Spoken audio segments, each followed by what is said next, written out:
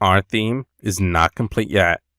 We're nowhere close to that, but I want to make some simple adjustments before we move on to plugins.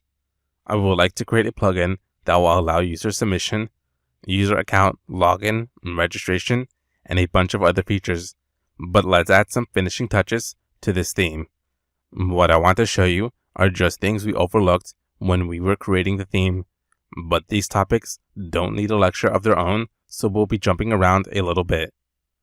The first thing I want to do is replace these two attributes in the HTML tag. I'm going to call a function called language attributes, which will generate the HTML attributes we had previously. This course assumes you know HTML, but I'll explain what these two attributes do.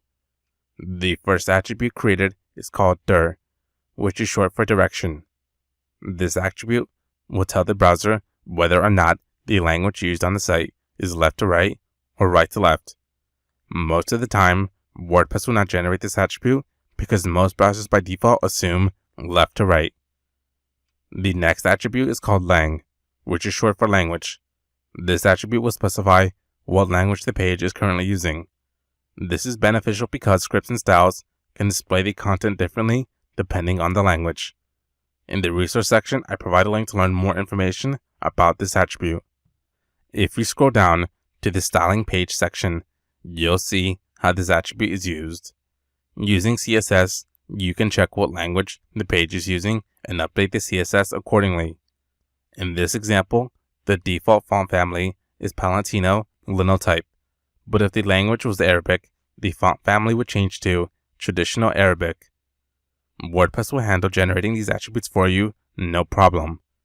The next thing we want to do is create a meta tag with the charset attribute and set the value returned by the function bloginfo. In the resource section, I provide a link to this function. This function will return any value you specify inside the function. This function will return information about the current WordPress installation, such as the version or language. If you scroll down, you'll notice one of these is charset, which is short for character set. This is very important as it'll determine how a lot of your characters are displayed. If you let the browser handle it, then some characters will be outputted differently than you'd like. By setting the character set, you instruct the browser to display it the same way every time. That's it for the header. I'm going to close this and open up the single template and make a change inside the loop. Every post is assigned an ID and classes. I'm going to modify the root div tag inside the loop. This tag encompasses everything about this post. Create an ID attribute that begins with post dash. Then, I'm going to open up some PHP tags and output the ID function. This function will output the ID of the current post. By doing this, the post will always have a unique ID. Next, I'm going to output a function called post class. This function will output various classes for this post that plugins or your theme can use to stylize this post.